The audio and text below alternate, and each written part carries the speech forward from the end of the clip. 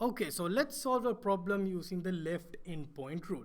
The problem here we have is you have to estimate the value of the definite integral of x square plus 1 integrated with respect to x between 0 and 5, and they ask us to use 5 rectangles. Okay, so n is equal to 5.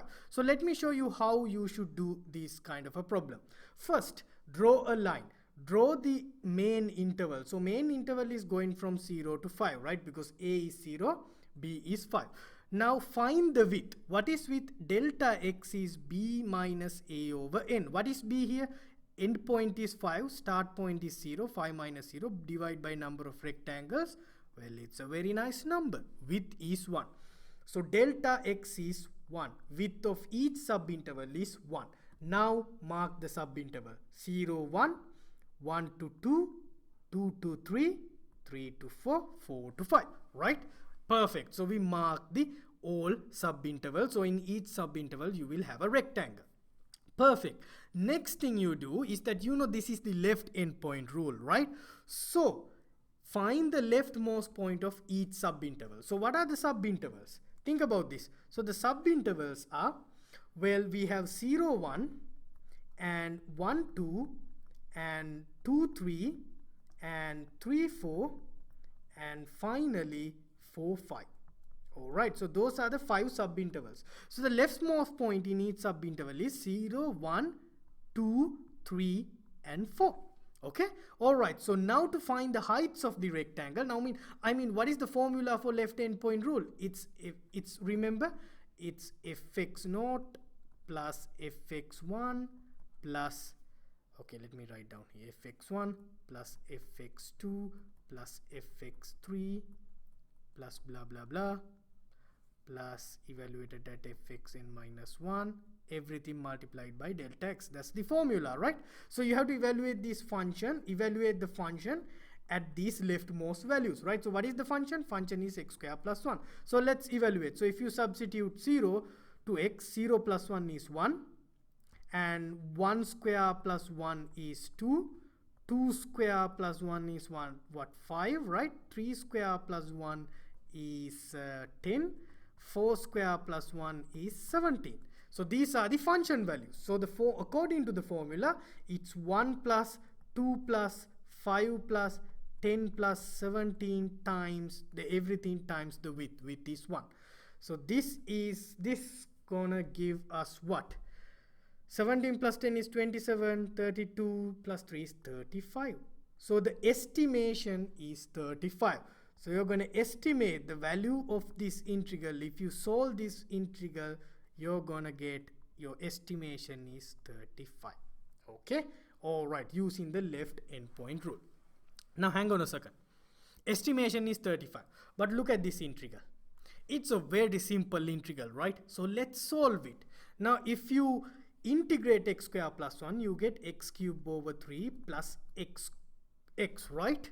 Okay, perfect. Now this is an easy integral to solve, right? So let's substitute 0 and 5. Now if you simplify it, I know what is the answer, so let me write it down, but pause it and try to do it if you want. Okay, so the answer is 46.67. okay, wow. Now the actual answer of this integral is 46.67, or that means the area under the curve x square plus 1, the area is 46.67, but the estimation is 35. That's pretty off, right? Our estimation is very off, right? I mean, think about this. What is the error? You can find the error, take the actual value, which is 46.67, subtract 35 from it. So this is 11.67. So it's 11.67 error. Pretty bad. It's not a good estimation, right? Why do you think it's not a good estimation? Well, I think the number of rectangles are not enough.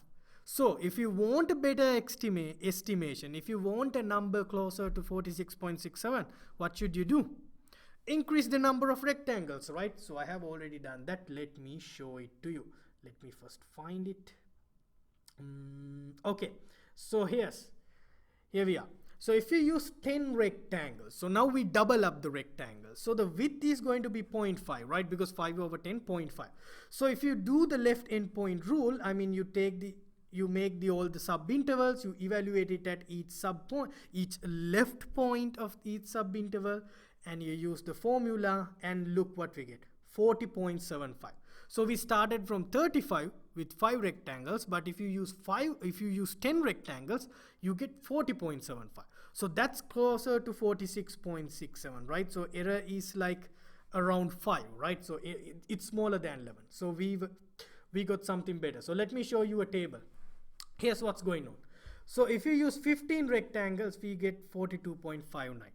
If you use look at what happens. So our approximation, as you can see, when you increase the number of rectangles, it gets closer and closer to 46.67. Remember, 46.67 is the actual answer. Look at what you get if you use 1000 rectangles, 46.60. The error is 0.07, right? So more we are going to have rectangles, better your estimation is going to be. So here's a proof, okay? Here's an example. All right, so feel free to use your computer and try it with 10,000 examples, not examples, sorry, 10,000 rectangles, and then you will get a much closer result to 46.67. okay, and that's the point. I mean, we don't do these calculations like we did here. We don't do these calculations by hand when it comes to the real life problems. Okay, so here we evaluated the function by hand at each leftmost point, right? But if we have 10,000 rectangles, we cannot do that by hand. That's why we have computers. Okay, so that's why we can take 10,000 million rectangles. Imagine if you have million rectangles, your estimation is going to be super accurate. It's not going to be exact, but the error is going to be absolutely small. Okay, all right, so that's the example from left endpoint method. Thank you.